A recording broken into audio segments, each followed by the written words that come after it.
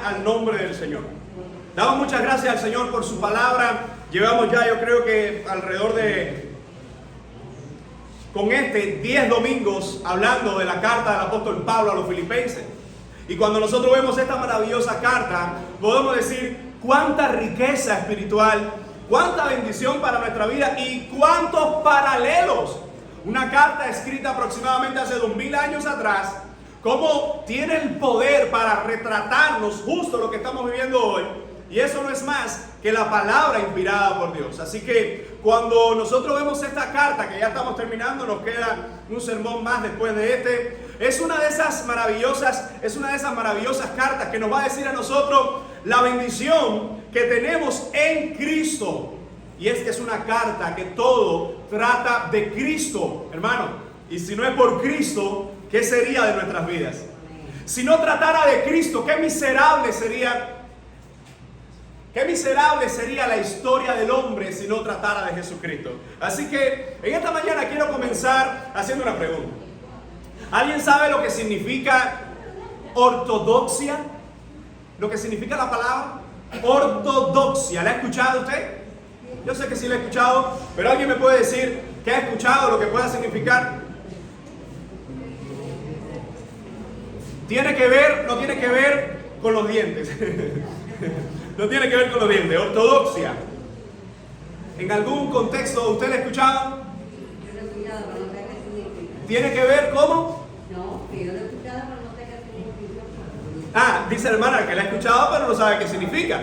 Bueno, ortodoxia se divide en dos partes. Son dos palabras griegas. Ortos, que significa correcto, y doxia, creencia o pensamiento. Así que si hablamos de la ortodoxia, estamos hablando de ¿qué? De una correcta creencia o un correcto pensamiento. El problema está que vivimos en una sociedad que todo el mundo cree que tiene la razón. ¿Sí o no? Todo el mundo cree que lo que piensa, que lo que hace, está bien. Y otros, no le interesa si está bien o está mal, pero lo que le interesa es lo que hace y lo que piensa. Así que cuando hablamos de ortodoxia, ¿qué pasaría si un musulmán te dice, yo tengo la verdad? Si un brujero te dice, yo tengo la verdad, y si un cristiano te dice, yo tengo la verdad, cada uno de ellos te puede decir, yo tengo la ortodoxia, es decir, el correcto pensamiento. El problema es que de acuerdo a qué parámetro nosotros juzgamos lo que es correcto, de acuerdo a qué verdad, porque vivimos en un mundo donde las verdades son relativas. Esa es la verdad para ti, eso es lo que tú interpretas, pero yo interpreto esto. El problema es que para hablar de ortodoxia no podemos hablar de un correcto pensamiento si no hablamos de ¿qué? De la palabra de Dios. Es la palabra de Dios lo que contiene, es la palabra de Dios la verdadera, ¿verdad? Esencia, la verdadera enseñanza de lo que Dios quiere para nuestras vidas. Así que si alguien te dice ortodoxia, no es importante lo que tú crees. Para Dios no es tan importante, ni siquiera puede eso añadir algo o quitar algo de Dios lo que tú crees. Porque si lo que tú crees no es lo que Dios dice, entonces no es ortodoxia de acuerdo al Evangelio. Y con lo que tú crees, y con lo que tú piensas, y de la forma que vives, así terminarás en el infierno. Y una de las cosas que ha usado el diablo hoy es decirnos, tú tienes la verdad. Dentro de ti está la verdad. Así que, por una parte, ortodoxia tendría que ver entonces, resumiéndolo así, de acuerdo a la palabra de Dios, es todo el consejo que Dios nos da en su palabra, es el verdadero consejo, es una verdad absoluta. ¿Qué significa el término verdad absoluta? Verdad absoluta es robar es pecado. Absoluto. Robar es pecado. Una verdad relativa decía, bueno, depende. Porque si lo que tú te estás robando, todo el mundo se lo está cogiendo también, ya deja de ser robar, ya viene a entrar al diccionario cubano, que es luchar. Eso es relativo, pero la palabra de Dios está llena de absolutos. Que la gente lo cambie y crea que esa es la ortodoxia, pues entonces es un grave problema para la persona. Así que si por un lado tenemos ortodoxia, tenemos por otro lado lo que es ortopraxis. ¿Ha escuchado usted esa palabra? Dice, no. Praxis, muy bien, tiene que ver con práctica. Y bueno, si ya vimos que ortos tiene que ver con ortos, con correcto. Si ortodoxia es correcto pensamiento, ortopraxis es la correcta práctica. ¿verdad? Miren esta definición, dice, esta palabra ortopraxis está evidentemente orientada a ser entendida en comparación con la ortodoxia. Lo que crees, lo vives. Si crees mal, lo vives mal. Si crees bien y lo practicas, entonces lo estás practicando bien. Así que cuando hablamos de la ortopraxis es una correcta práctica. Y una vez más, depende de lo que pensamos, depende de lo que consumimos, lo que hacemos. Hoy vivimos en una sociedad donde muchos líderes, donde mucha gente, tanto en el sector religioso, en la iglesia, como en el sector social y político mucho más aún, tenemos gente que tú dices, qué bonito habla, pero no dice nada de lo que está hablando. Tenemos gente que son grandes cerebros, que son eminencia, y por ejemplo en la televisión cubana, no mencionaré su nombre, pero todo el mundo le conoce, alguien por ahí que dice, porque vale la pena, cosas así, te habla del matrimonio, te habla del esposo, te habla de la esposa, y va como por 7 divorcios. Entonces te das cuenta que una cosa es decir y otra cosa tan importante es hacer. Entonces, hermanos míos, la palabra que vamos a estar compartiendo en esta mañana, el apóstol Pablo, lejos de todas las filosofías humanas, nos está enseñando a nosotros que la ortodoxia y la ortopraxis, o en palabras más sencillas, que el correcto pensamiento y la correcta práctica tienen que estar unidos. No es suficiente con pensar y pensar bien. Es necesario pensar y hacer. Y ahí es donde vamos a estar viendo la diferencia de los hipócritas. Ahí es donde vamos a estar viendo la diferencia de los religiosos. Ahí es donde estamos viendo la diferencia de todo ese andamiaje de creencias que hay hoy en la sociedad. Y lo triste del caso es que mientras buscaba algunos de estos datos de la ortodoxia, ortopraxis y estas cosas, hay muchos videos en internet que tienen millones de vistas acerca del poder de la mente. Todo está en la mente. ¿Ha escuchado usted? Eso es una, déjame decirle, hermano, eso es una herejía que está hoy dentro de las iglesias evangélicas. Y usted ve a predicadores moviendo los corazones, pero no moviendo la palabra del Señor, y diciendo, está en tu mente, tienes que pensarlo, tienes que visualizarlo, tienes que alcanzarlo. ¿Sabe cómo se llama eso? Metafísica.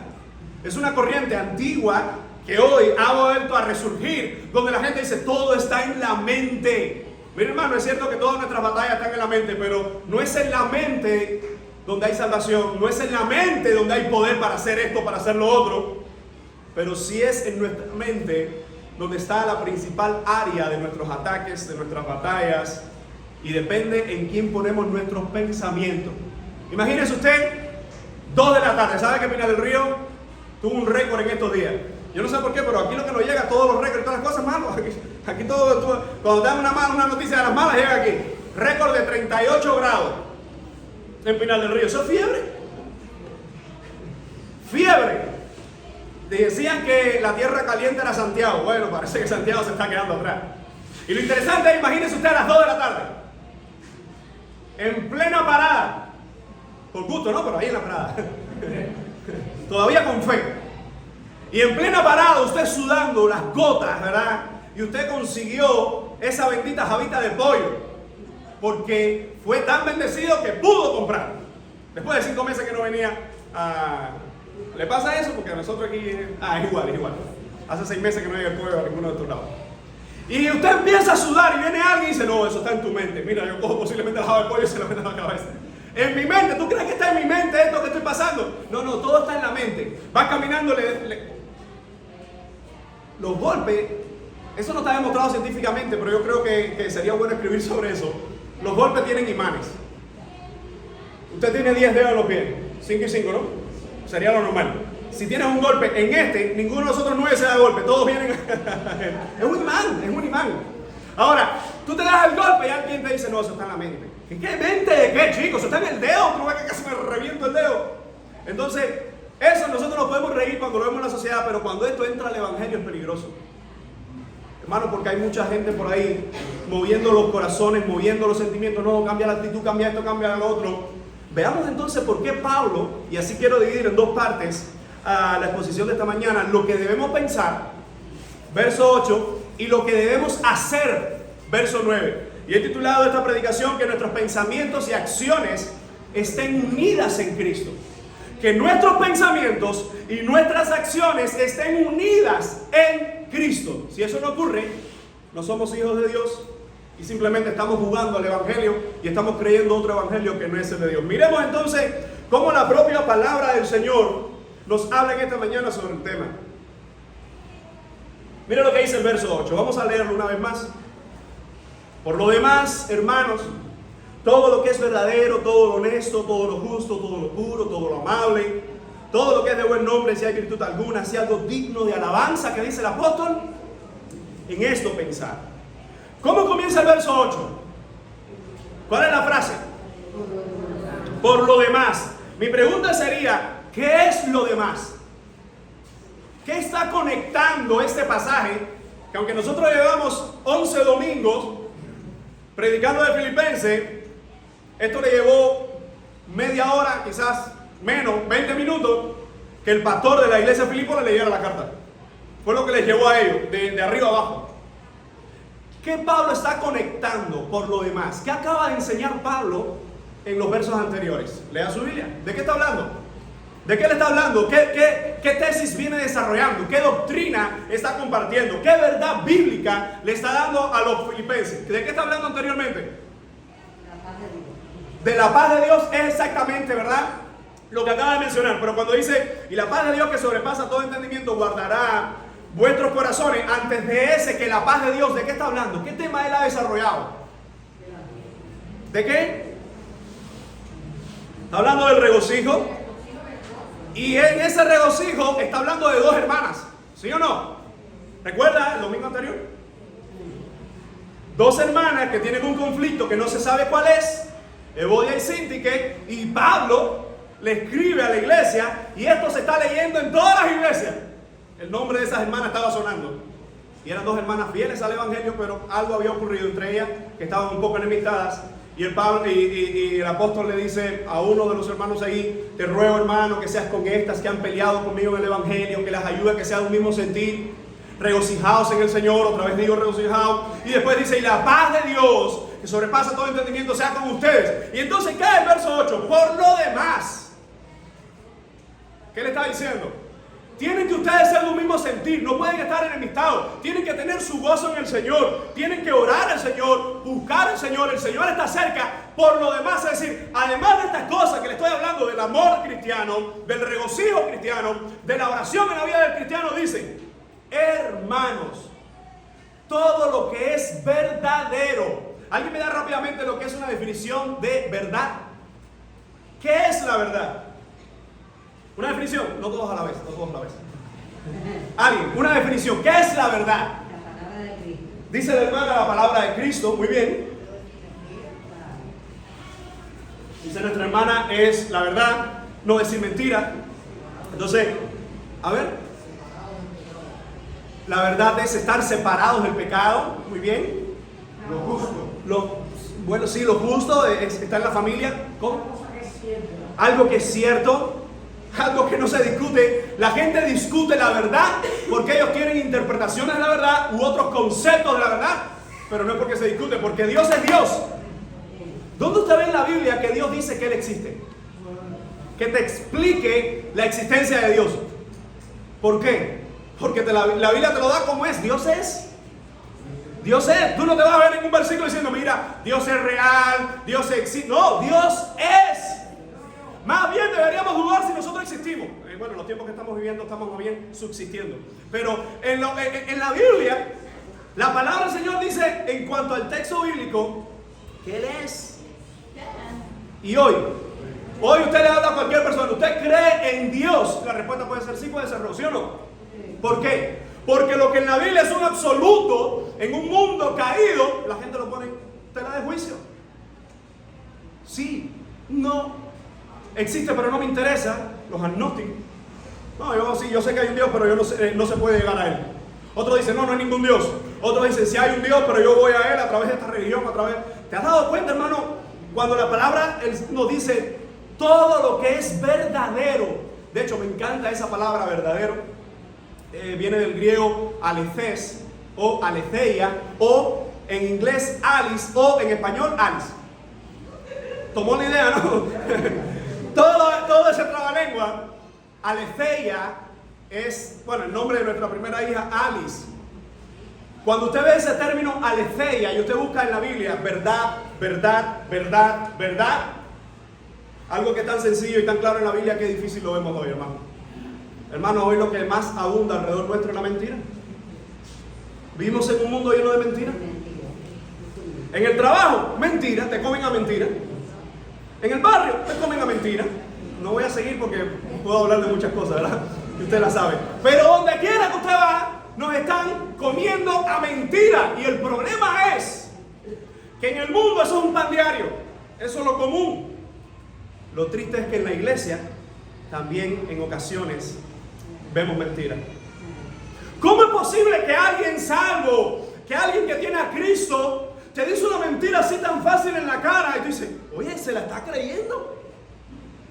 Hermano, porque hay muchas personas que están diluyendo el evangelio.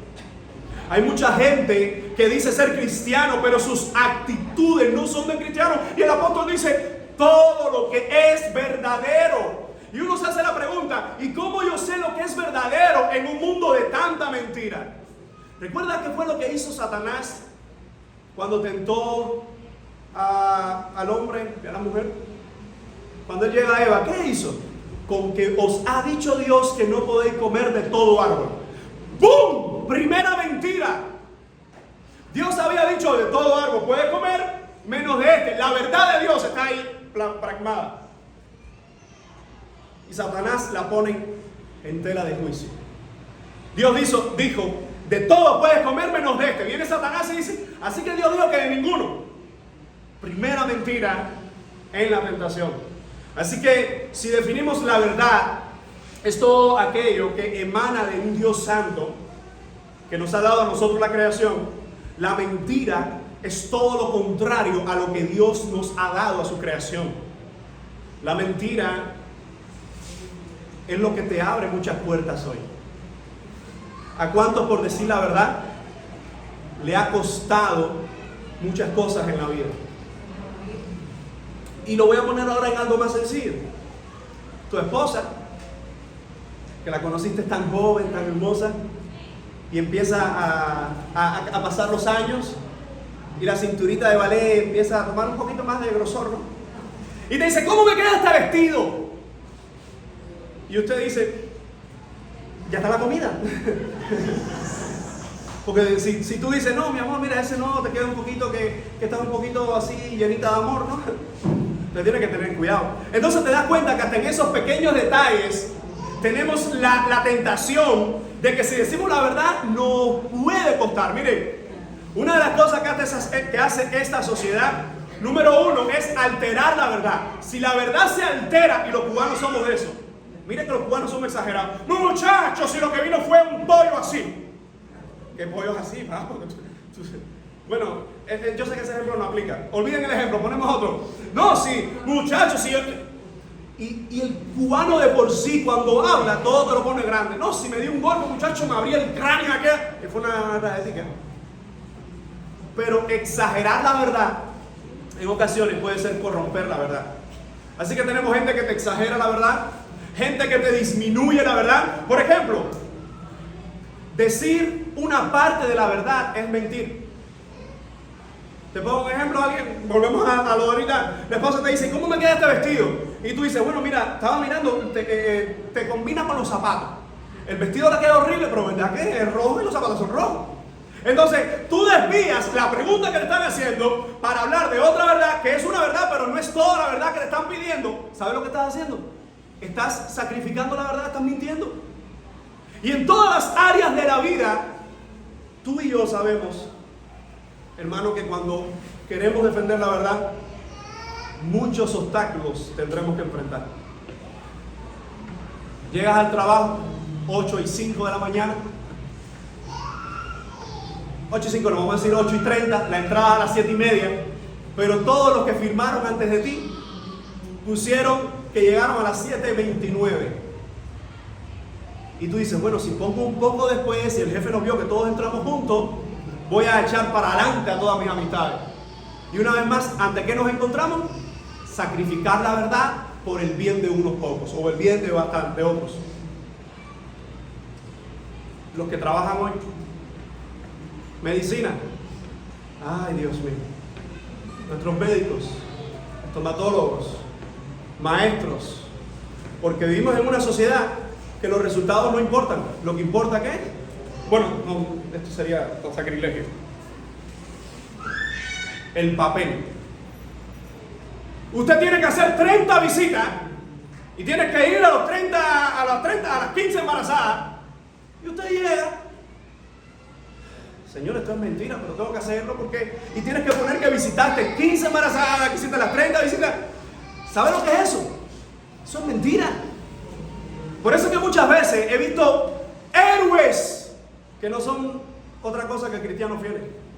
Que dicen, mira a ver lo que ustedes van a poner en ese papel, pero yo mentiras no pongo una más. Porque cuando hablamos de la verdad, cuando hablamos de lo que Dios exige en su palabra, hermano, vamos a tener que pararnos en 3 y 2 y decir, de esta boca y de mis manos no va a salir más mentira. Porque en una sociedad, y por eso que cuando viene y cuando te hacen la visita, aquellos hermanos que han estado en escuela y saben que cuando hacen la visita, no, tú dices, todo perfecto, muchachos, hasta ese día dan pan con jamón y los otros 364 días un mundo que ama la mentira deshonra a Dios. Por eso que nosotros los cristianos estamos llamados a caer mal donde quiera que estemos. ¿A cuántos por el simple hecho de ser cristiano, como decimos el buen cubano, le ponen el dedo encima? ¿Por qué? Porque si todos los que tienen el trabajo están comprometidos con la mentira, los jefes están comprometidos con la mentira, la sociedad está comprometida con la mentira, tú quieres defender la verdad, hablar la verdad, no vas a encajar. Y el apóstol dice, todo lo que es verdadero. El Señor Jesucristo dijo, santifícalos en la verdad, tu palabra es la verdad. El mismo Jesús dijo en otra ocasión, conoceréis la verdad y la verdad os hará libres. Por eso es que cuando hablamos del cristianismo, cuando hablamos de la vida cristiana, hermanos, un sacrificio todos los días. Donde quiera que estamos, donde quiera que nos encontramos, vas a hacer un trámite y tienes que tener mucho cuidado. Porque cuánta gente viene al trámite y mete un mogollón de mentiras.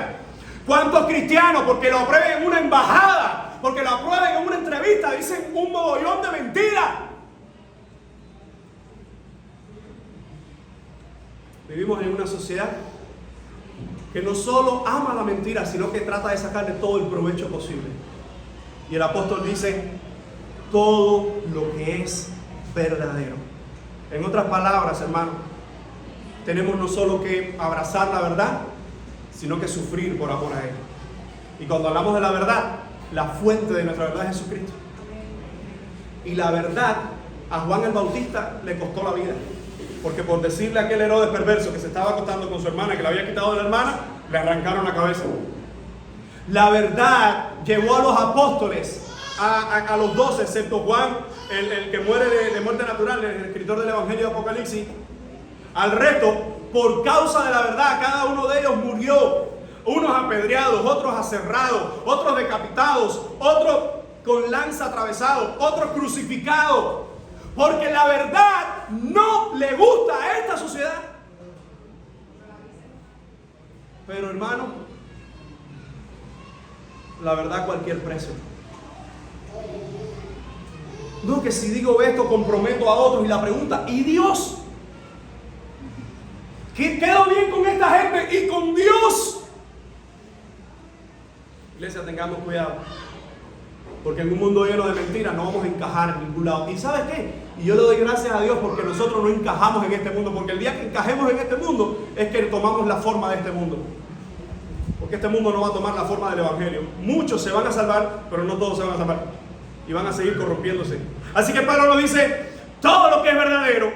Ahora dice, todo lo honesto. Una cosa va llevando a otra. Pablo dice 6 cosas. Honesto. Honesto, honorable o noble es una de las cualidades que Dios demanda de nosotros. Honestidad. Están tomadas de la mano. La verdad con honestidad. Están tomadas de la mano. Y fíjense cómo la palabra del Señor nos habla que nuestras palabras tienen que ser honestas. Nuestras palabras tienen que ser sin doblez. Hay veces que nosotros escuchamos cristianos por ahí que te dan esos chistes de doble sentido. Hermano, chistes de doble sentido, eso está mal. que hablas con esto, pero hablando con el morbo, hablando con esas cuestiones que tú sabes que desagradan a Dios, está mal. Cuando hablamos de honestidad, hablamos de lo que Cristo es. Él es nuestro ejemplo. Que nadie diga, no, pero Él es Cristo, Él es perfecto, ¿no? Porque Él es perfecto, me demanda a mí que sea como Él. Que Él es mi patrón. Que Él es nuestro modelo. El modelo de la iglesia es Cristo, no es un hombre. No es la sociedad. Ahora fíjense cómo cuando dice todo lo que es honesto, la palabra del Señor nos habla de que esa honestidad, de que esa cualidad de ser honesto es vivir la verdad, pero incluso hasta morir por la verdad. La honestidad, hermano, es porque alguien decía, oye, se puede ser pobre, pero se puede mantener siendo honesto.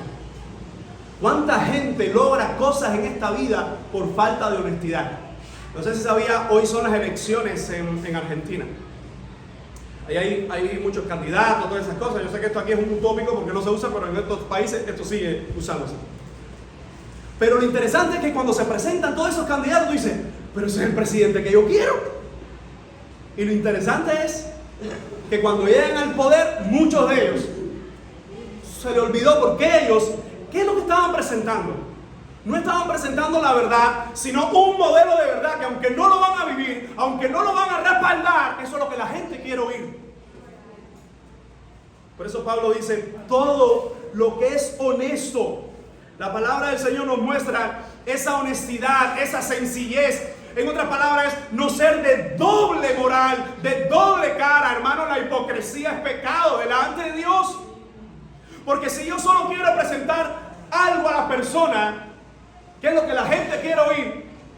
En algún punto voy a deshonrar a Dios. Hermano, porque este mundo es cambiante y hoy quiero oír una cosa, mañana quiero oír otra. Un grupo gritó un domingo a Hosanna, Hosanna, que viene el hijo de David. 5 días después, crucifícale, crucifícale, crucifícale, crucifícale. ¿Por qué? Porque cuando la gente nos ve a nosotros, fíjense si el hombre es egoísta, que muchas veces alguien te dice, no, te extrañé. ¿Pero qué fue lo que extrañaste? No, el tiempo que pasamos juntos. Hasta en esa frase hay egoísmo. Porque está diciendo, extrañé el cómo yo me siento cuando tú estás conmigo. El cómo me siento cuando tú estás a mi lado. Que uno dice, bueno, pastor, entonces... No. Hasta parte en esa frase es, extraño como yo me siento. Un mundo que no es honesto. Y esto no es otra galaxia.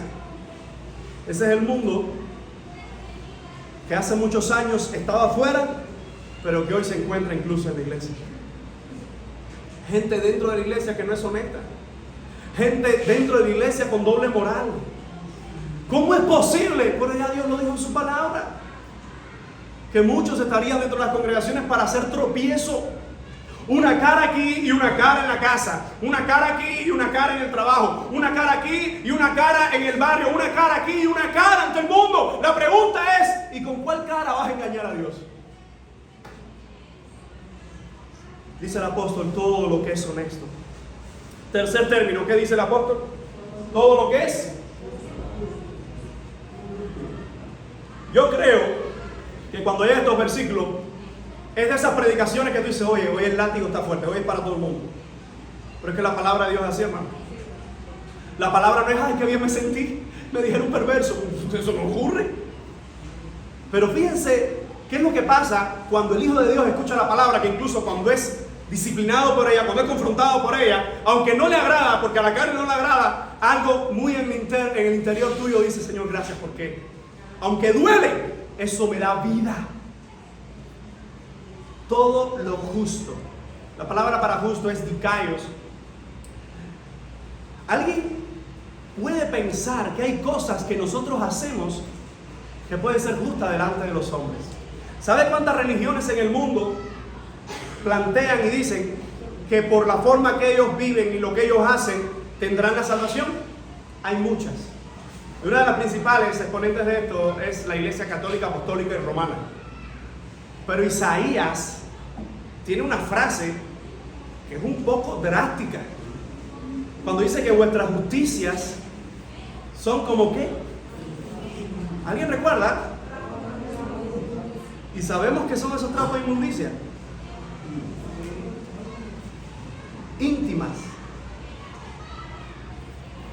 Si yo estuviera escribiendo la Biblia y llevo ese texto, yo trato de poner otra cosa. Pero Dios dice, este es el término que quiero que se quede ahí. Trapos de inmundicia son vuestras justicias, vuestras obras delante de Dios. Hermano, yo no puedo dar muchos detalles de esto porque saben lo asqueroso que sería. Pero aquí todas las damas saben de qué estamos hablando y todos los hombres casados saben de qué estamos hablando. Eso es algo tan sucio. Y no voy a dar más características, ¿ok? Pero eso, que yo no quisiera ni describirlo, pero todo el mundo sabe de qué estamos hablando, eso que es tan sucio, así son tus obras y mis obras delante de Dios.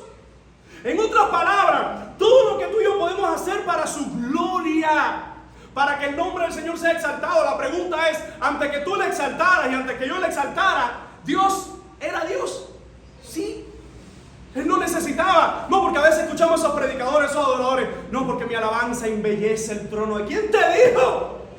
Ya el trono de Dios es bello en toda su excelencia, en toda su majestad. Si hubiese en la humanidad algo que añadirle a la gloria y majestad de Dios, la gloria y majestad de Dios dejaría de ser de Dios.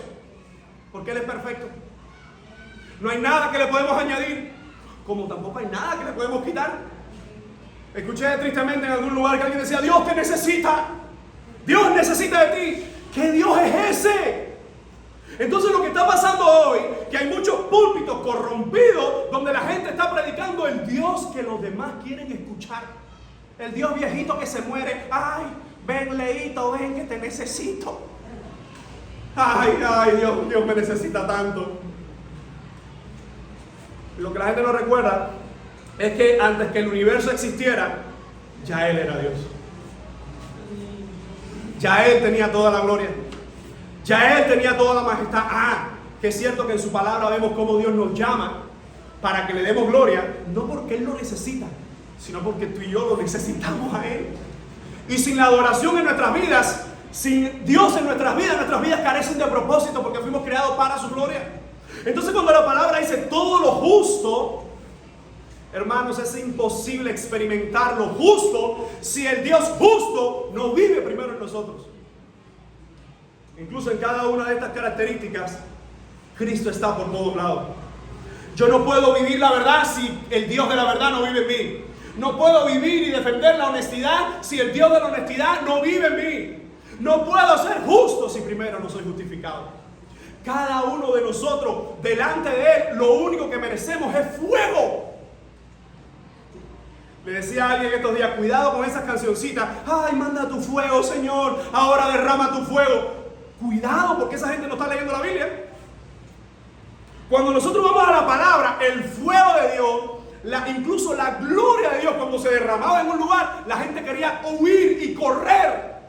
Isaías dijo, ay de mí, que soy muerto, porque habitando en un pueblo de labios inmundos, y yo teniendo labios inmundos, han visto mis ojos al Rey. Todo lo justo. Y Pablo está diciendo, esto en tu mente, todo lo que es justo. ¿Y cómo yo lleno mi mente del justo si mi mente no está sometida a la mente de Cristo? Mire, si no fuera un milagro la salvación en nuestras vidas, como lo es, evidentemente tú y yo no pudiéramos acercarnos a su trono. Te explico. Muchos de los que estamos acá, desde pequeños nos han hablado del Evangelio, otros no. El promedio de los que están en la iglesia hoy, un promedio, tiene más años de vida en el mundo que en la iglesia. En promedio. Pero incluso los que hemos nacido en la iglesia, muchos, no todos, pero muchos hemos tenido alguna falla o algo en lo que en algún momento deshonramos a Dios. Porque no se nace en la iglesia. Se puede nacer en una familia cristiana y conocer al Dios de la iglesia. 15 años en el mundo. Cuánto pecado, cuánta maldad, cuánto cautiverio de las aberraciones de este mundo. Tu primer mes en la iglesia es una batalla. Porque cuántos vicios, cuántos hábitos tú tienes, que ahora en Cristo todo eso se va a quedar atrás. Pero se sigue luchando porque la carne sigue contigo. Si Dios crucificara nuestra carne en el momento de la salvación, ya estuviéramos en el cielo. Porque a quien fue crucificado fue el Hijo. Y por esa crucifixión y esa resurrección, hoy nosotros estamos crucificando todos los días nuestra carne. Por eso cuando Pablo dice todo lo que es justo, todo lo que es dikaios, lo que es recto, lo que es bueno. De hecho, la definición de justicia es todo lo que Dios exige, todo lo que Dios es. Por eso cuando nos acercamos a Dios, por eso cuando venimos, delante de su trono, delante de Él, ahorita se cantó. Esa es mi canción preferida desde niño. Tengo otra también, pero esa es una de mis dos preferidas. Sublime Gracia. ¿Sabe quién cantó esa canción? John Newton, siglo XVIII. Él fue esclavo de barco. Con el tiempo se hizo dueño de uno de estos barcos y se hizo dueño de esclavos. Así que cuando se habla de la esclavitud, él había pasado por todos, de ser esclavo a ser dueño de esclavo. Y escribió esta canción. Sublime gracia. ¿De quién? De Alex, mi pastor. No, hermano. La gracia no viene del que está a tu lado. La gracia no viene de tu hermano. La gracia no viene de la gente. La gracia solo puede venir de un Dios de gracia que cuando nos mira y ve nuestras imperfecciones y ve nuestras maldades, es probable que esta mañana, antes de llegar a este lugar, ya tú y yo hayamos pensado cosas malas contra Dios. Y aún así nos hemos parado acá y hemos cantado de su gracia. Por eso cuando Pablo dice que en tu mente esté todo lo que es justo, se trata de Cristo, hermano. Se trata de llenar nuestra mente de las cosas de Cristo. Se trata de llenar nuestra mente de las cosas del Evangelio.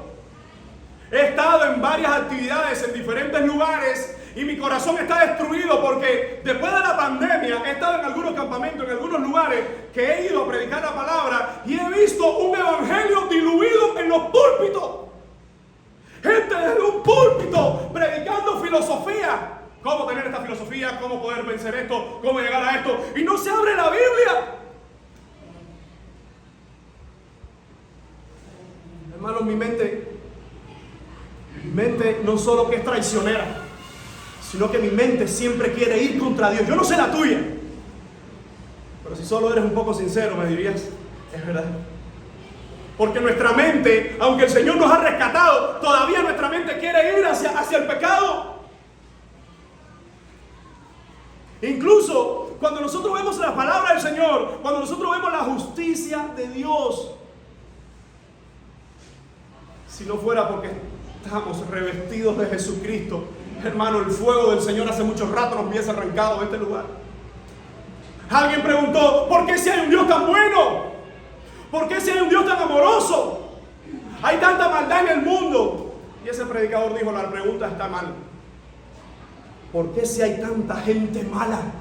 Tanta gente perversa, tanta gente que se llena su boca de declarar improperios contra el Señor, de declarar maldiciones contra Dios, y aún así Dios los deja dormir y volverse a despertar al otro día. La maldad hoy se ha vuelto tal que lo que es el hombre, la maldad del hombre se la han puesto a Dios. Ay, ¿por qué Dios permite que un niño muera tan pequeño y un borracho se muere de viejo y un niño muere con cáncer de meses? ¿Por qué Dios permite? Y a veces hasta nosotros los cristianos nos quedamos y decimos, ¿verdad que sí? Cuando hablamos de un Dios santo, lo que deberíamos pensar es, ay Señor, es para que estuviéramos peor. Es para que este mundo hace mucho rato yo estuviese destruido. Todavía por amor a la humanidad, por amor a la raza humana, el Señor no ha venido. Si Dios viene ahora mismo, y esa debería ser la oración de la iglesia, pero has pensado si Dios viene justo en este momento, ¿cuánto de nuestros padres, de nuestros hermanos, de nuestros nietos, hijos, sobrinos, irían directo al infierno? Entonces, la palabra nos dice que anhelemos su venida, pero lo que en su venida va a ser la gloria de la iglesia, va a ser el terror inimaginable de los impíos. Cuando se habla de todo lo que es justo, ¿cómo es posible que hoy tengamos iglesias que abran la Biblia y lo único que prediquen sea fábula? Y la gente diciendo amén a eso. Y la gente diciendo, no, ese es mi predicador preferido. No, esa es mi predicadora preferida, mi pastora, mi profeta, mi no sé qué. Y son gente perdida, predicando a una generación perdida, rascándole el oído. Hay una de las sensaciones más hermosas de la vida. Una, esa picazoncita que te dan en los oídos. Y otra, a mí no me ha pasado, pero yo sé que usted sí. La picazoncita de los dedos. Cuando uno es joven, que no se seca bien los dedos. Aquí tenemos un médico que puede explicar eso. Yo tenía un amigo que él decía: Alex, esto es sublime. No voy a decir su nombre, pero Felipe, es de Ciudad de Ávila. Excelente músico. Él llegaba al culto y después que terminaba de tocar, él se sentaba al lado mío. Y así sentado, ya tenía la técnica. Yo no sé cómo, yo nunca había visto a alguien quitarse las medias y zapatos con los dos pies nada más. Y se quitaba el medio y zapato y empezaba. Un concierto. Y yo lo miraba y mira si era sinvergüenza, que lo miraba y la carita era de regocijo. Esposas, vi a unas aquí tocando. Mira, igual que tú. Que se quede ahí. Pablo usa esa idea para hablar de predicadores falsos que van a rascar el oído a esta sociedad. La idea de rascar el oído es esa idea que te va a hacer sentir tan bien contigo mismo que te olvidarás hasta del mismo Dios. Y Pablo dice todo lo que es justo. Continúa diciendo todo lo puro. Usted dice, pero bueno, una palabra va llevando a otra. Todo lo que es santo, todo lo que no tiene corrupción. Y recuerda que en la iglesia de Filipo hay dos hermanas que están enemistadas. Hay algunos que están predicando el evangelio para causar envidia en los demás. Hay algunos que están predicando el evangelio por hipocresía. Dice Pablo, todo lo puro.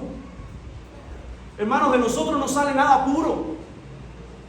Nosotros, fíjense cómo es la vida cristiana, que nosotros tenemos que contener la maldad y esforzarnos porque salgan las cosas buenas. ¿Sí o no? Te pongo un ejemplo. Una boda se va a decorar 6, 7, 8 horas. Para quitar la decoración, 20 minutos. Y se quitó todo. Los que saben de informática o en los teléfonos, te configuran el teléfono o la computadora, ponerle los antivirus, ponerle todo y eso te lleva horas. Borrar un fichero, 5 segundos. Los que han hecho tesis, una tesis te puede llevar meses. Un dedo mandado, ¡pum!, se fue la tesis. Así. Y es que incluso en la sociedad que vivimos, la idea del pecado, de que las cosas malas son tan fáciles, se mantiene. Mantener un matrimonio te llevará toda una vida. Destruirlo, 5 minutos. Mantener la relación con un amigo te puede llevar toda una vida. Destruirse esa amistad, una sola acción. ¿Por qué? Porque vivimos en una sociedad que lo que está contra la naturaleza, al principio era el pecado. Hoy somos los cristianos. Ser cristiano hoy va contra esta sociedad. Entonces cuando Pablo dice todo lo que es puro, mira lo que dice 2 Corintios 11:2. Me encanta este texto. 2 Corintios 11:2 dice de esta manera: porque os celo con celo de Dios, pues os he desposado con un solo esposo, para presentaros como una virgen pura a Cristo. Fíjense, esa palabra pura, en esta virgen o en esta mujer, Pablo está usando la idea para decir, yo le presenté a un solo esposo, como una virgen pura, pero le está hablando a los corintios. Hermano, pronto, si Dios lo permite, vamos a empezar una serie de 1 Corintios. Y créeme que mientras estoy orando por ese texto y preparando toda esa carta, sin palabra, porque uno la lee y uno ve esas cosas, pero cuando empieza a mayor profundidad, uno dice, Dios mío, es un retrato de la iglesia actual. Gente que levanta sus manos, gente que da oración, gente que rara, gente que habla, gente que incluso hasta tiene dones espirituales, y están actuando de tal manera. Y fíjense cómo Pablo dice, yo les presenté a ustedes como una virgen pura, donde no hubo un dedo, donde no hubo una mano de ningún otro hombre. Y una de las cosas más hermosas del Evangelio es que también 2 Corintios 5:7 nos dice: de modo que si alguno está en Cristo, nueva criatura es. Las cosas viejas pasaron, y aquí todas son hechas nuevas. Pero en nuestra carne, ese versículo, nuestra carne lo manipula. En nuestra carne estamos en Cristo, pero las cosas viejas las queremos volver a traer. Es como ese cristiano que dice: ay, tú te salvas que yo estoy en la iglesia. Porque ya en el mundo, tremendo salpa afuera hubiésemos formado. Mira, eso es verdad, pero no lo digas. Porque de alguna forma, tú se lo estás diciendo como diciendo un otro herramiento. Pero por dentro ya lo reventaste, ya lo mataste. Por eso, hermano, te das cuenta que si no fuera por gracia, si no fuera por la gracia de Dios, ¿qué sería de nosotros? Por eso cuando el apóstol dice todo lo que es puro y después dice todo lo amable, la idea aquí amable, la palabra nos da esa sensación o ese matiz de algo que siempre está obrando para bien. Vivimos en un mundo que no es amable. Cuando yo tenía unos 15 años, eso fue hace como 2 o 3 años atrás, uno se montaba en la guagua y uno le decía al viejito: ven. Oye, el viejito va empujando gente, ese puesto es mío, y te pares, te saca y te da un tratazo. Porque eso amable ya no está. Recuerden, a medida que aumenta la maldad en una sociedad, disminuye la inocencia. Y hoy vemos niños de 5 o 6 años haciendo cosas, pensando cosas, diciendo cosas que nosotros hace 15 años atrás no lo hacíamos. ¿Por qué? Porque vivimos en un mundo, hermano. Hay una frase que yo sé que hermanos muy amados la usan. Y no está mal la frase. El contenido es el que no aplica. No, lo mejor está por venir. Lo mejor no está por venir. Lo peor está por venir. Lo único mejor que está por venir es la venida del Señor. Eso es lo único mejor que viene para nosotros. Porque por lo demás, entonces cerremos nuestras Biblias y hablemos filosofía, que es lo que le gusta a muchas iglesias hoy. Cuando vamos al Evangelio, esto se pondrá peor. Habrá más guerra, más rumores de guerra, habrá más hambre, más peste, más miseria, más hombres parándose delante de la gente y manipulando las cosas y mintiendo y engañando y burlándose y maldiciendo a Dios. Y tú: Señor, voy a seguir orando por mis gobernantes porque tú lo dices. Si no, pero hay tantas cosas que yo hago porque Dios lo dice, porque mi carne quiere hacer otra. Entonces se trata de que cosas peores vendrán, pero el Dios de la paz seguirá con su iglesia. Y eso a mí me da tanta paz. Que Dios es nuestra esperanza. ¿Alguien puede decir amén? Dice todo lo amable, todo lo que es de buen nombre, es decir, todas esas cosas buenas. Miren ahora cómo dice Pablo: si hay virtud alguna, si algo digno de alabanza, en todas estas cosas, dice, en esto. Hay otra versión que dice: en esto mediten. La idea de pensar no es simplemente traer un recuerdo, es decir, algo que es pasajero. La idea de pensar es cómo yo pienso en lo que es verdadero. ¿Cómo yo lleno mi mente de lo verdadero si lo único que estoy viendo es lo falso? Alguien decía, un nutricionista: tú eres lo que comes. Yo le decía a un hermano que amo mucho: nunca pensé, porque yo desde niño escuchaba a todos los médicos: no coman pellejo de pollo. Hermano, y eso es rico. ¿Sí o no? ¿Sí o no? Ese pellejo y es veneno. Aquí hay médico, ¿verdad? Toda la grasa que trae, el colesterol. Lo mismo así en salsa que frito. Y uno dice: oye, ¿verdad que todas esas cosas tan sabrosas son malas y dañinas? Bueno, así es el pecado. Se ve muy sabroso, pero al final es dañino. Y hoy, un plato de pellejo de pollo frito es una exquisitez.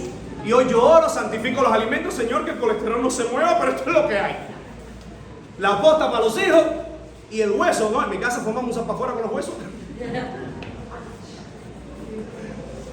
Porque en medio de la crisis Ustedes saben que es lo que venga, ¿no? Pero el punto con esto es, ¿cómo yo voy a esperar estar bien, estar saludable, si lo que yo como es malo? Si lo que yo como es dañino. Dice, no, tengo la presión. ¿Y qué? Oh, es que me estoy dando unas arterias de pan, no hay más nada.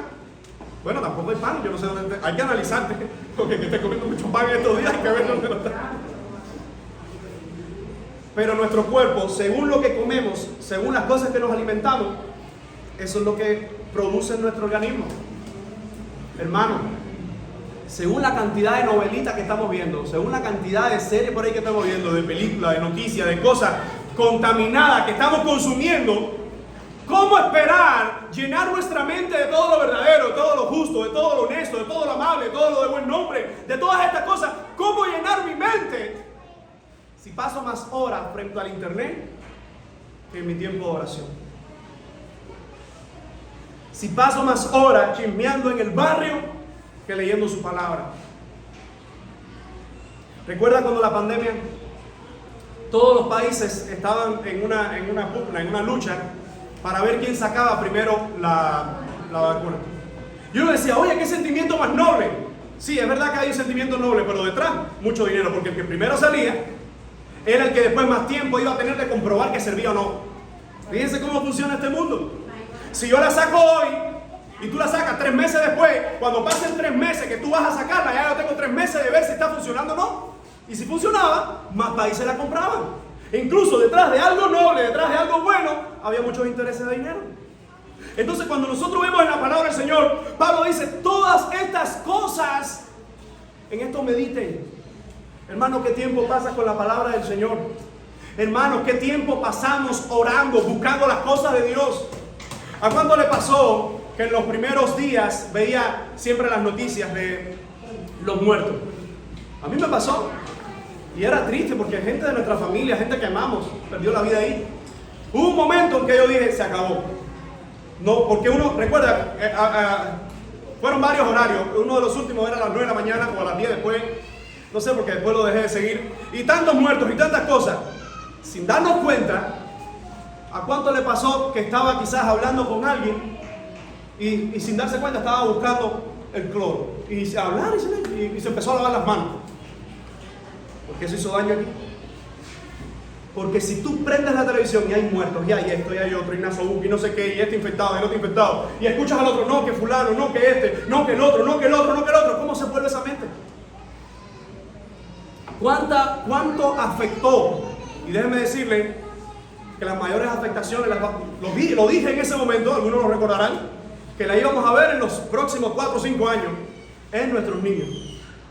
Porque esos padres que lo único que hicieron con sus hijos fue darle tablet, fue darle teléfono, fue darle cosas, hoy están sufriendo mucha de esa hipnosis, de eso, que era dependencia total de esos artefactos.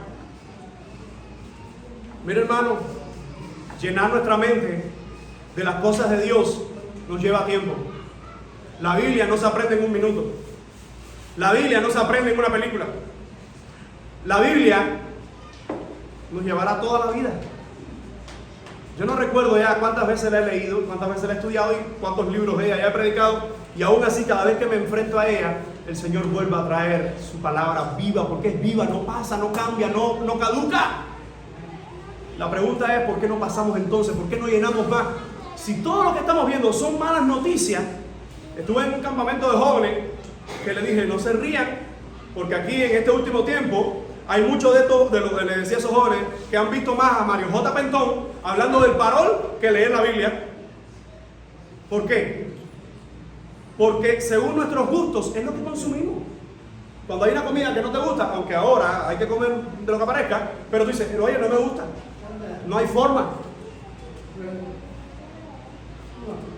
Cuando hablamos de la palabra del Señor, ¿te has dado cuenta que para ver una película que te gusta o algo que es una conversación que es de tu agrado, se te van las horas fácil? Y cuando abres la Biblia empiezas a dar cabezazos. Porque la carne nunca va a estar dispuesta para que se alimente. Porque la carne no se va a alimentar. Lo que alimentamos es nuestro espíritu.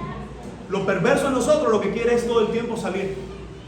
Y si vivimos en una sociedad corrupta, en una sociedad donde hay tantos predicadores corrompidos y todo lo que estamos viendo y consumiendo son esas cosas, ¿cómo llenamos nuestra mente, hermano? Y no es ser positivo, no, decláralo, confiésalo. La Biblia no habla de decláralo, confiésalo. La Biblia habla de créelo y vívelo. De eso habla la palabra del Señor. Entonces fíjense cómo el apóstol nos dice, si hay virtud alguna, si hay algo digno de alabanza, en esto mediten. De esto llenen su mente. El Señor nos llama a llenar nuestra mente de las cosas de Dios, pero eso nos llevará toda la vida. Nosotros los cristianos no funcionamos como los teléfonos, que tú lo cargas y esa carga no le dura para siempre, ¿sí o no?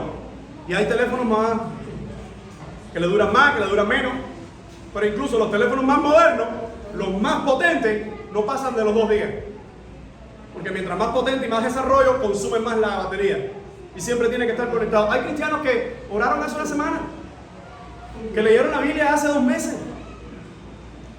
Hermano, no se puede ser hijo de Dios sin estar viviendo las cosas de Dios. Y por último, y con esto quisiera terminar, si Pablo nos habla en el versículo 8 lo que debemos pensar, ahora en el verso 9 nos dice lo que debemos hacer.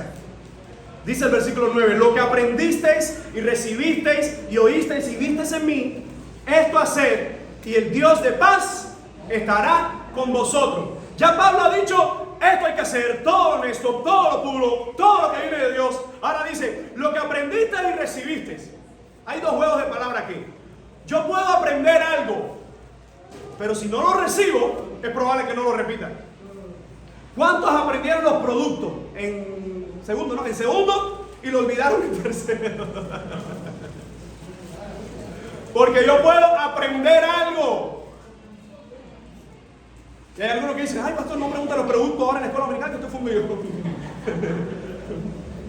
¿Te has dado cuenta que las cosas, hoy tenemos teléfonos inteligentes, computadoras inteligentes, relojes inteligentes, incluso están hasta en proyecto hacer un anillo inteligente, con, carros inteligentes, estoy hablando en otros lugares, y que está todo inteligente? ¿Por qué? Porque la gente es más bruta. Antes, ¿qué había que hacer para cuando ibas a comprar algo? Y decían, bueno, si las guayabas a 3, tú tenías que sacar la cuenta porque te estafaban. Hoy tú dices, no, espérate, saca la calculadora. ¿Cuánto? Yo sé que muchos sí lo han hecho, hay que hacerlo. Llegas a cuando ibas a la paladar, cuando ibas, y tú veías todas las cosas. Un cubano que se respeta saca, aunque sea, espérate, vamos a sacar la cuenta por aquí. Esto está por aquí, no sé qué. No. Sí, todo eso, tráelo. Va a llegar el tiempo, lo vi en algún lugar, pero va a llegar el tiempo que usted verá y dice, ve, Lázaro, ¿para dónde tú vas con esas 2 maletas? Cargadas de billetes. No, aquí para comprar 2 aguacates. La inflación y todo lo que está pasando.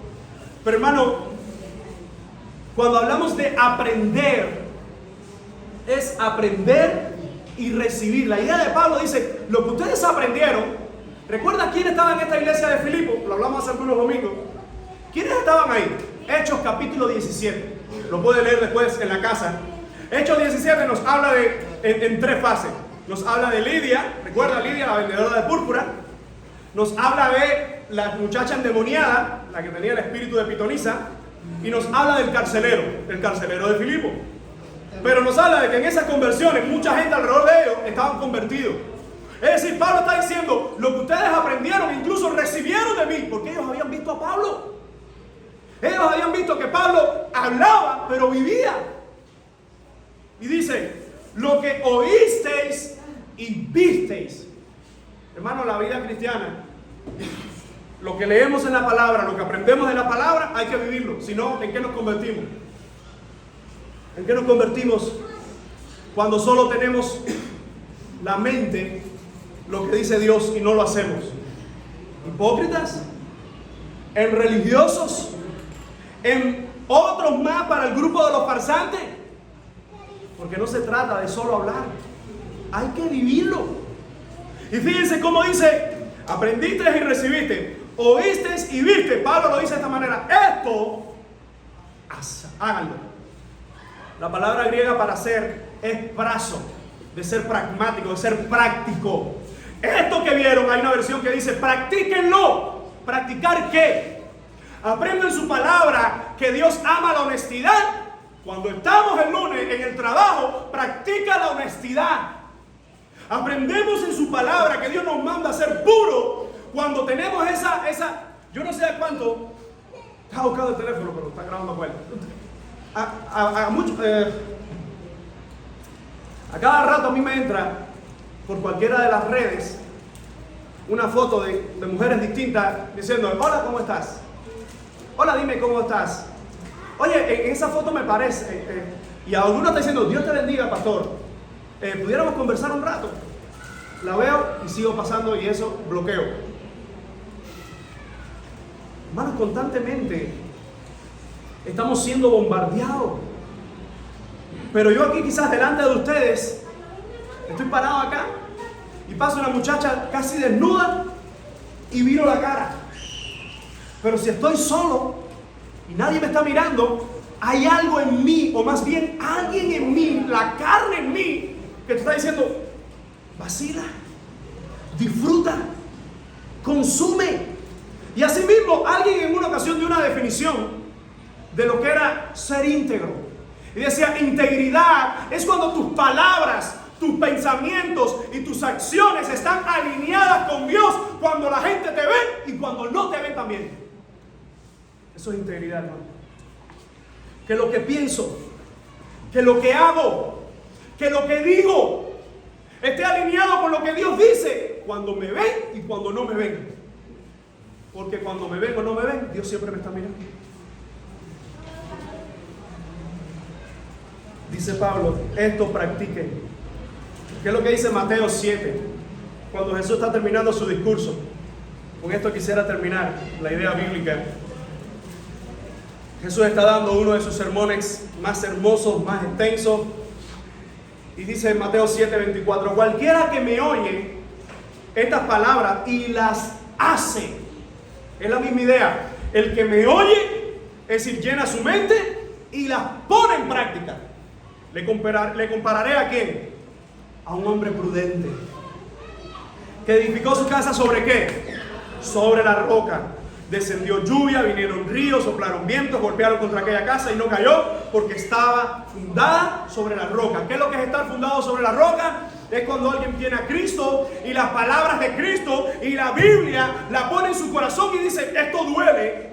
Esto va a marcar una diferencia. La gente por esto me va a señalar. La gente por esto me va a ver mal. Incluso mi familia me va a dar la espalda. Pero si quiero estar fundado sobre la roca, se trata de vivir el evangelio. No solo palabras. Hermano, ¿cómo estás? Gloria a Dios, cuídate. Pero hay veces donde en vez de cuídate, dime qué puedo hacer por ti. Porque no esperemos en estos tiempos tener el refrigerador lleno para ayudar a otros. Porque de lo que Dios nos da, se lo dice alguien que ha visto la mano del Señor. Porque antes era fin de mes y ahora ni al principio. No da. La matemática no da. Aquí no da. Pero la matemática de Dios es, confía en mí. Créeme. En estos días he tenido ustedes saben que algunos domingos no estaba acá, estaba en campamentos ministrando a los jóvenes. Y he regresado de ese lugar. E incluso en el último había algunas visitas. Y muchas veces cuando vienen visitas a otros lugares, te dan una ofrenda a los pastores, ¿saben? Te dicen, mira, para tu familia. Y regresé. Y como mismo fue la billetera, así regresó, pero con menos. Y hubo un momento que yo dije, Señor, yo estuve predicando tu palabra, estuve sirviéndote, pero tú seguirás siendo el sustento de mis hijas. Hermanos, no dejemos que la escasez, no dejemos que la necesidad nos hagan olvidar al Dios que nos salvó y al Dios que nos sostiene. Jehová quitó, Dios aquel hombre, Dios sea el nombre de Jehová bendito. Hay momentos donde nuestra adoración se vuelve más pura porque las crisis son más duras. Y en momentos buenos, en momentos malos, en abundancia o en necesidad, que lo que pensemos esté lleno de la palabra del Señor.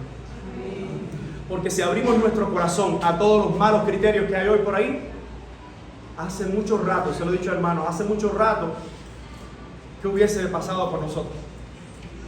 Porque esto no se analiza, esto no hay cuenta. Saca, esto no da. Le he cogido una repugnancia a los aguacates.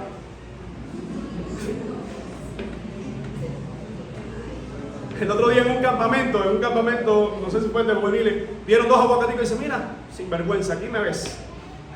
Porque cuando pregunté, que me dijeron el precio, le dije, no, eso, las niñas, eso hace. Pero aún así, hermano, un poco más, un poco menos, una cosa he aprendido. Tengamos nuestra confianza en Dios y quiero darle un consejo. Y no lloremos miseria. Porque a veces pecamos con eso. Ay, no. ¿Y quién no está así? ¿Y quién no tiene necesidad? Y llorar miseria, cuando hablo de este término, que esto es muy cubano, ese llorar miseria, a veces yo mismo, y hemos hablado mi esposa y yo, mira, ya, no hay, la lista es muy larga, vamos a decir más bien lo que sí hay. Material tampoco, pero sí tenemos paz en el Señor, sí podemos poner nuestra cabeza en la almohada diciendo, Señor, mañana tú seguirás siendo mi sustento. Llenemos nuestra mente de la verdad de Dios, hermano, porque si dejamos que nuestra mente navegue por sí sola, todo será contra Dios. Y nunca será a favor de su palabra. Por eso Pablo dice, lo que ustedes aprendieron, lo que ustedes recibieron, lo que ustedes oyeron, incluso vieron, esto pónganlo en práctica. Como mismo Jesús dijo, el hombre prudente es el que oye y el que practica. Pero el insensato, ¿cuál es? El que oye y se olvida y no pone en práctica. ¿Cuántos creen que Dios sigue siendo proveedor de sus hijos? ¿Cuántos creemos que nuestros hijos no van a mendigar pan? Yo lo creo, hermano. No he visto justo desamparado ni su simiente que mendiga pan. Ahora, algo muy hermoso de esto. Incluso en este tiempo de necesidad, tenemos la gran bendición de seguir compartiendo unos con otros de lo que tenemos. De lo que tenemos. Durante todos estos meses del dolor en la espalda, he visto muchos hermanos que me han dado pastillas y yo sé que muchos se la han quitado y a veces le he dicho, no, hermano, dice sí. Y después de eso mismo, hermano, he visto, mira, pastor, el Señor me suplió con otro poco nuevo. Porque no estamos dando, mira, tengo todo esto, me sobra, coge, no. De lo mismo que tenemos, estamos compartiendo. ¿Y sabes qué? Que la palabra del Señor nos enseña en el libro de los Hechos que la iglesia era de un mismo sentir. ¿Cuántas veces encontramos en la carta a los filipenses de un mismo sentir, de un mismo sentir? Hay a vosotros el sentir que hubo en Cristo. ¿Cuál es ese sentir?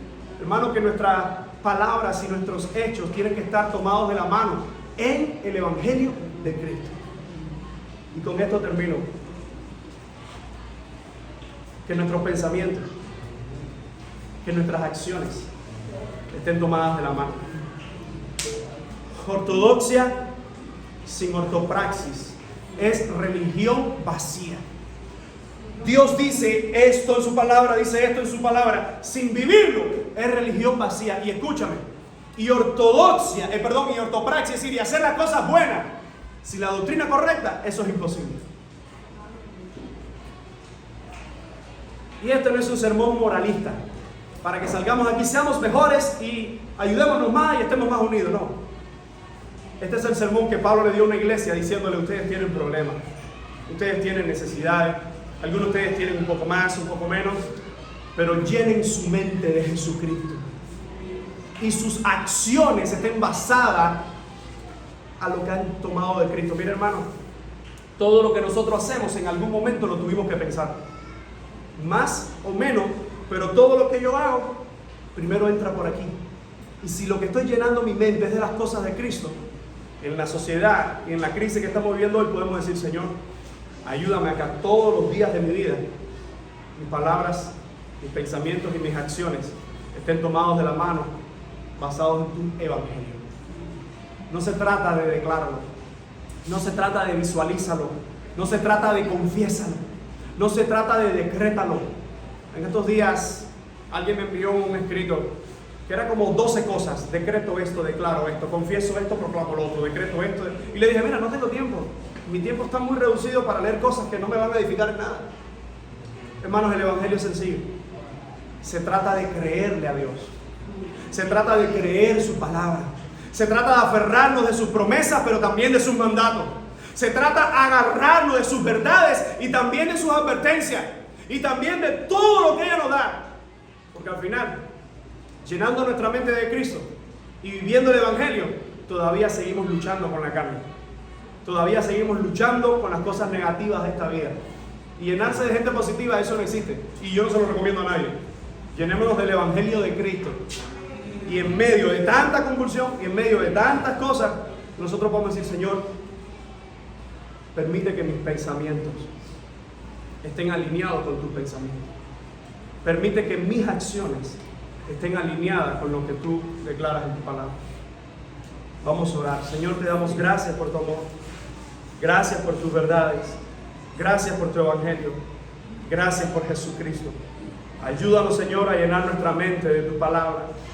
A llenar nuestra mente no de frases positivas, sino de frases bíblicas, de versículos. Como decía, Señor, aquel hombre en tu palabra: en mi corazón he guardado tus dichos, Señor, para no pecar contra ti. Ayúdanos a aferrarnos de tu promesa, a aferrarnos de tus verdades, pero también reconociendo que los tiempos serán peores. Pero ayúdanos a permanecer firmes y fieles en tu palabra hasta el final, hasta que vengas por nosotros.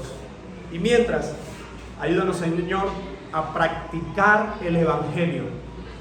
Que nuestra ortodoxia y nuestra ortopraxis estén tomadas de la mano. Que lo que pensamos y lo que hacemos estén tomados de la mano, de acuerdo a tu evangelio, y no a esos evangelios falsos que andan por ahí. En tus manos estamos, te damos gracias y te decimos en el nombre de Jesús. Amén y amén.